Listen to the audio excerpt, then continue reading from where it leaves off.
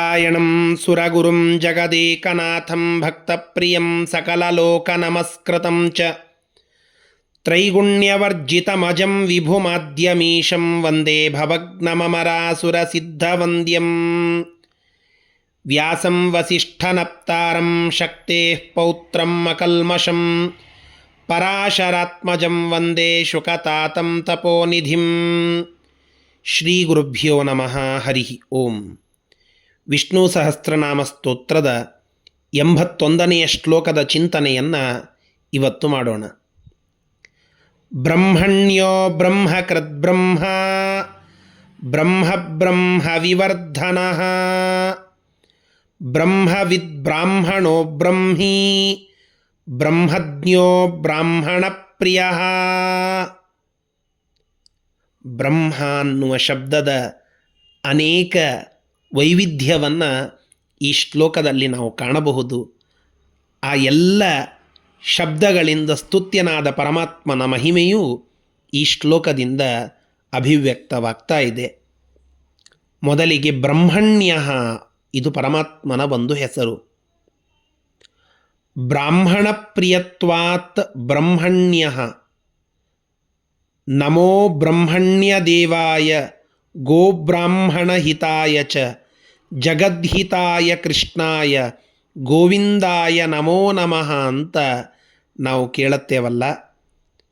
ಬ್ರಾಹ್ಮಣ ಪ್ರಿಯನಾದ ಪರಮಾತ್ಮ ಬ್ರಹ್ಮಣ್ಯ ಅಂತ ಅನ್ನಿಸಿಕೊಳ್ಳುತ್ತಾನೆ. ಜ್ಞಾನಿಗಳು ಮಾಡುವ ವೇದದ ಪಾರಾಯಣದಿಂದ ಪರಮಾತ್ಮ ಸಂತೋಷಗೊಳ್ಳುತ್ತಾನೆ. ಅಲ್ಲಿ ಬರುವ ಅನೇಕ ಅರ್ಥಗಳ ಚಿಂತನೆಯಿಂದ ಪರಮಾತ್ಮ ಅದನ್ನು ಮಾಡುವ ಸಜ್ಜನರ ಮೇಲೆ ಅನುಗ್ರಹ ಮಾಡುತ್ತಾನೆ.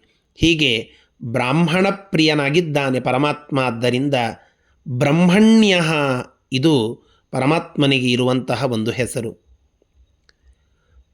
ಬ್ರಹ್ಮಯತಿ ಆನಂದೇನ ಮುಕ್ತಾನ್ ಇತಿ ಬ್ರಹ್ಮ ಬ್ರಹ್ಮಣ್ಯ ತನ್ನಾಮಕ ಸುಧಾ ಸಮುದ್ರೋ ಯಸ್ಮಾತ್ ಇತಿವಾ ಎಂಬುವ ಒಂದು ವಿಶೇಷವಾದ ಅರ್ಥವನ್ನು ಕೂಡ ಸತ್ಯಸಂಧ ತೀರ್ಥರು ಮಾಡುತ್ತಾ ಇದ್ದಾರೆ. ಮುಕ್ತರ ಪಾಲಿಗೆ ಆನಂದ ಸ್ವರೂಪನಾಗಿದ್ದಾನೆ ಭಗವಂತ ಅನ್ನುವ ಅರ್ಥವನ್ನು ನಾವಿಲ್ಲಿ ತಿಳಿದುಕೊಳ್ಳಬಹುದು. ಬ್ರಹ್ಮಕೃತ್, ಬ್ರಹ್ಮಣ್ಯೋ ಬ್ರಹ್ಮಕೃತ್, ಪರಮಾತ್ಮ ಬ್ರಹ್ಮಕೃತ್, ಬ್ರಹ್ಮದೇವರನ್ನು ಸೃಷ್ಟಿಗೆ ಅಣಿ ಮಾಡಿದ್ದಾನೆ. ಚತುರ್ಮುಖ ಬ್ರಹ್ಮದೇವರು ಸೃಷ್ಟಿ ಕಾರ್ಯವನ್ನು ಮಾಡುವುದು ಪರಮಾತ್ಮನ ಆಜ್ಞೆಯಂತೆ. ಆ ಸೃಷ್ಟಿಕರ್ತೃತ್ವವನ್ನು ನೀಡಿ ಚತುರ್ಮುಖ ಬ್ರಹ್ಮದೇವರನ್ನು ತಯಾರು ಮಾಡಿದ್ದು, ಅವರನ್ನು ಆ ಕಾರ್ಯಕ್ಕೆ ನಿಯೋಜನ ಮಾಡಿದ್ದು ಬ್ರಹ್ಮಕೃತ್, ಅದು ಪರಮಾತ್ಮ. ಆದ್ದರಿಂದ ಬ್ರಹ್ಮಕೃತ್ ಅದು ಪರಮಾತ್ಮನ ಒಂದು ಹೆಸರು. ಬ್ರಹ್ಮ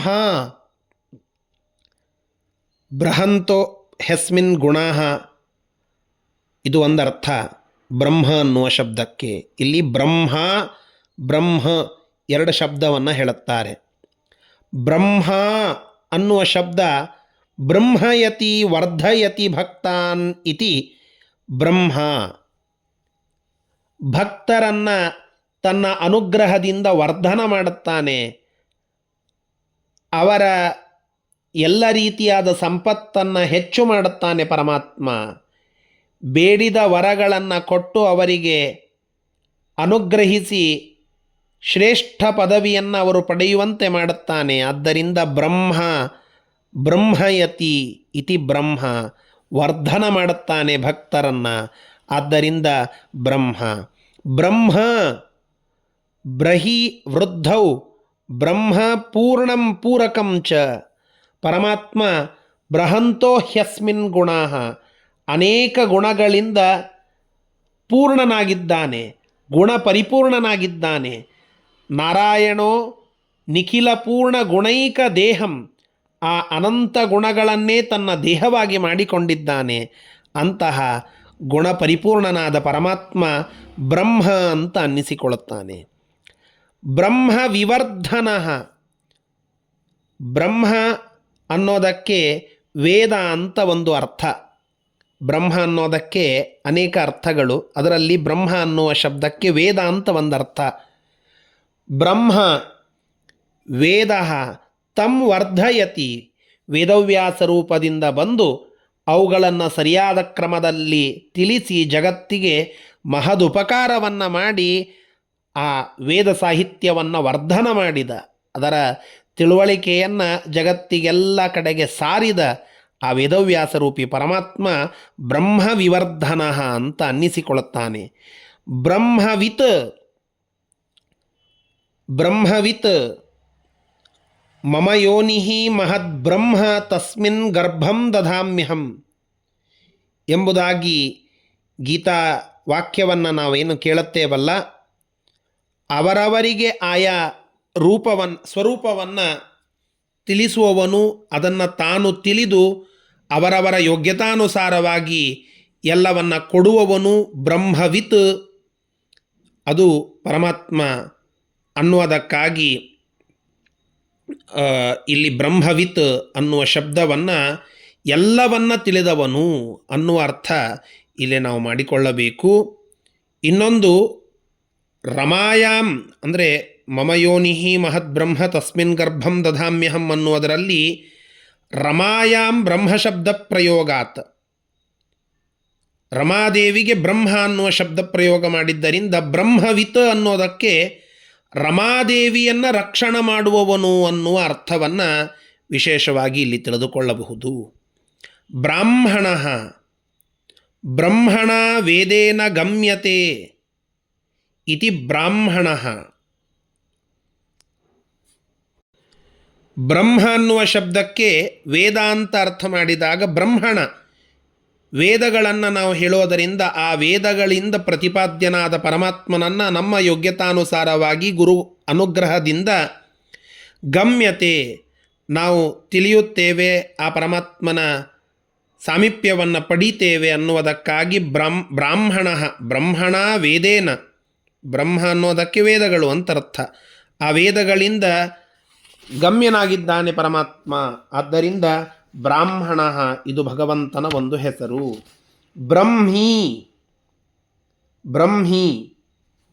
ಬ್ರಹ್ಮಿ ಅನ್ನುವಂತಹದ್ದು ಭಗವಂತನ ವಿಶೇಷವಾದಂತಹ ಒಂದು ಹೆಸರು.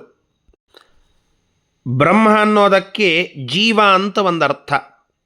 ನೋಡಿ, ಬ್ರಹ್ಮ ಅನ್ನುವುದಕ್ಕೆ ಅನೇಕ ಅರ್ಥಗಳು. ಲಕ್ಷ್ಮೀದೇವಿ ಅಂತ ಒಂದರ್ಥ, ಚತುರ್ಮುಖ ಬ್ರಹ್ಮದೇವರು ಅಂತ ಇನ್ನೊಂದರ್ಥ, ವೇದಗಳು ಅಂತ ಮತ್ತೊಂದು ಅರ್ಥ, ಜೀವ ಅಂತ ಇನ್ನೊಂದರ್ಥ, ಸ್ವತಃ ಪರಮಾತ್ಮ ಬ್ರಹ್ಮ ಅಂತ ಅನ್ನಿಸಿಕೊಂಡಿದ್ದಾನೆ. ಹೀಗೆ ಬ್ರಹ್ಮಾಣಿ ಜೀವಾಹ ಅಸ್ಯ ಸಂತಿ ಇತಿ ಬ್ರಹ್ಮಿ. ಪರಮಾತ್ಮ ಎಲ್ಲರಲ್ಲಿ ಅಂತರ್ಯಾಮಿಯಾಗಿ ಇದ್ದಾನೆ, ಜೀವರೆಲ್ಲರನ್ನ ತಾನೇ ನಿಯಂತ್ರಣ ಮಾಡುತ್ತಾನೆ, ಜೀವರೆಲ್ಲರಿಗೆ ಆಶ್ರಯನಾಗಿದ್ದಾನೆ.